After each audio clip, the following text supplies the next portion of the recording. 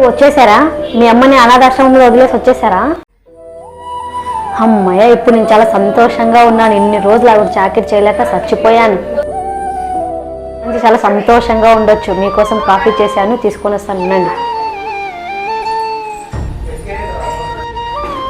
ఏమండి, కాఫీ తీసుకోండి. ఏమైంది, ఎందుకలా ఉన్నారు? మీ అమ్మ ఏమని అనిందా?